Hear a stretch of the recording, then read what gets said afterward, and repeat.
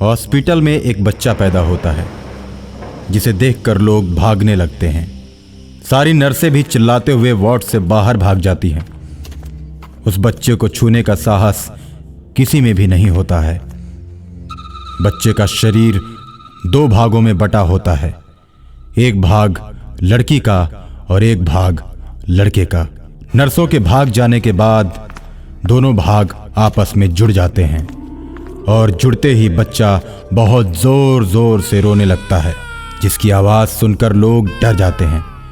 लेकिन उसकी माँ उसकी आवाज़ सुनकर जग जाती है और उस बच्चे को दूध पिलाने लगती है।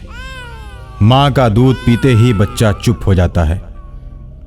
उसकी माँ उस बच्चे को गोद में लेकर बाहर निकलती है और लोग उस बच्चे को देखकर डरने लगते हैं। और जब वो अपने घर जाती है तो पूरा परिवार उसे देखकर डर जाता है।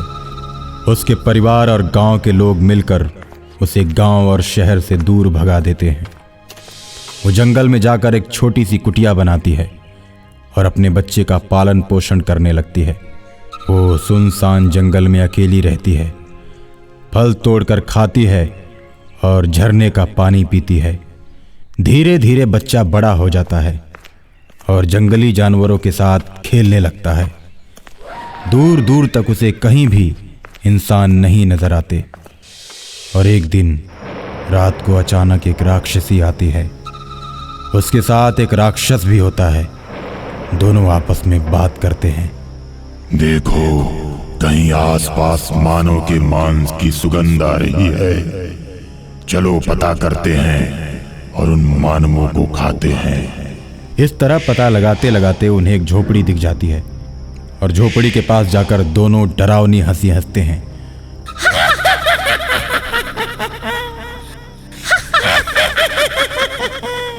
आज हम दोनों तुम दोनों को खाएंगे।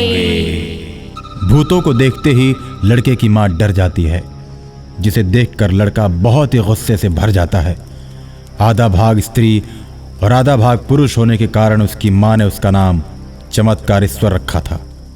चमत्कारेश्वर अपनी मां को जब डरा हुआ देखता है तो भूतों पर क्रोधित हो जाता है और उनसे कहता है, तुम दोनों ने हमारी मां को डराया है, मैं तुम लोगों को जीवित नहीं छोड़ूंगा।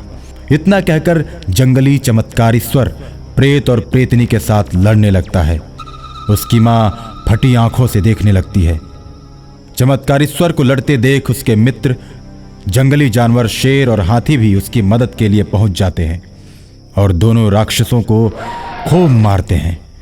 दोनों राक्षस चिल्लाते हुए भागते हैं, लेकिन हाथी उन्हें अपने पैरों के नीचे दबा देता है। मैं तुम दोनों को छोड़ रहा हूं, अब इधर भूल कर भी मत आना, नहीं तो मारे जाओगे। चमत्कारेश्वर का इशारा पाते ही दोनों के ऊपर से हाथी अपना पैर हटा देता है और उसके बाद वो दोनों भाग जाते हैं। चमत्कारेश्वर की बहादुरी देखकर उसकी मां मन ही मन बहुत खुश होती है और उसे सीने से लगा लेती है। चमत्कारेश्वर अपने परिवार के बारे में मां से पूछता है तो मां बीते दिनों की सारी घटनाएं उसे बताती है, जिसे सुनकर चमत्कारेश्वर बहुत दुखी होता है और एक दिन अपनी मां से कहता है, मां, मुझे भी अपना गांव दिखाओ। बेटा, गांव वाले हम लोगों को गांव में नहीं रहने देंगे और वो लोग हमें वहां से भगा देंगे। मां, चाहे जो हो, मैं एक दिन अपने गांव को देखना चाहता हूं।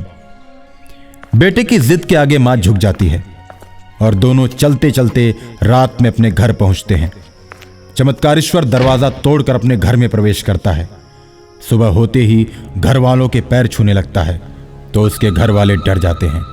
मारो, भगाओ भगाओ, इन लोगों को मारो की आवाज गूंजने लगती है। गांव वाले भी इकट्ठा हो जाते हैं और सभी अपने हाथों में लाठी लेकर दोनों को मारने के लिए चारों ओर से घेर लेते हैं। गांव वालों, मैंने जब जन्म लिया था उस समय भी तुम लोगों ने जुल्म किया था, और फिर दूसरी बार मैं गांव में केवल घूमने के लिए आया तो तुम लोग एक बार फिर मेरे ऊपर जुल्म कर रहे हो। मैं अब किसी को नहीं छोड़ूंगा। ये गांव मेरा है। जिस तरह तुम लोगों ने मुझे गांव से निकालकर बाहर किया था, उसी तरह अब तुम लोगों को भी ये गांव छोड़कर जाना पड़ेगा। ऐसा कहकर चमत्कारेश्वर गांव वालों को मारने लगता है। एक एक करके सभी गांव वालों को मारकर गिरा देता है। तुम लोग अभी गांव छोड़कर चले जाओ और शहर में भी नहीं रुकना। जिस तरह मैं जंगल में रहता था, अब उसी तरह तुम लोगों को भी जंगल में ही जाकर रहना पड़ेगा। इस तरह सारे गांव वालों को जंगल में भगाकर चमत्कारेश्वर अपनी मां को लेकर गांव में रहने लगता है और अपना बदला पूरा कर लेता है।